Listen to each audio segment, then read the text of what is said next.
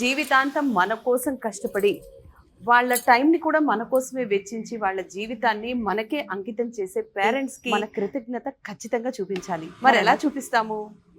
Correct, ప్రతి ఒక్కళ్ళం తల్లిదండ్రులకి షష్ఠి పూర్తి మహోత్సవం జరిపించాలి అనుకుంటాం. అది చాలా మంచి ఆలోచన. అయితే షష్ఠి పూర్తి అనగానే పెళ్లిలో పెట్టినట్టు మరోసారి పప్పన్నం పెట్టడం మాత్రమే కాదండి.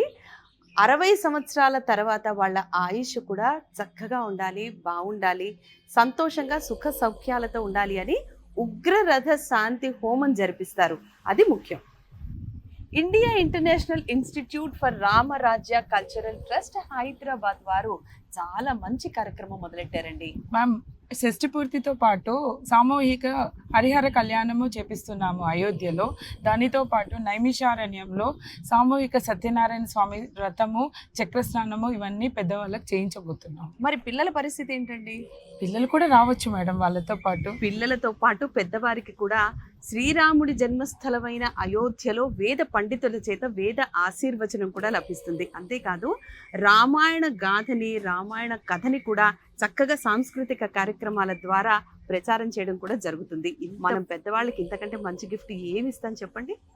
ఈ సత్కార్యానికి ముహూర్తం ఎప్పుడు అంటే ఆగస్టు 30, 31వ తారీఖు 2 రోజులు. మరి మీకు ఇంకేమైనా అనుమానాలు ఉంటే స్క్రీన్ మీద నెంబర్ కనిపిస్తుంది, కాల్ చేయగలరు.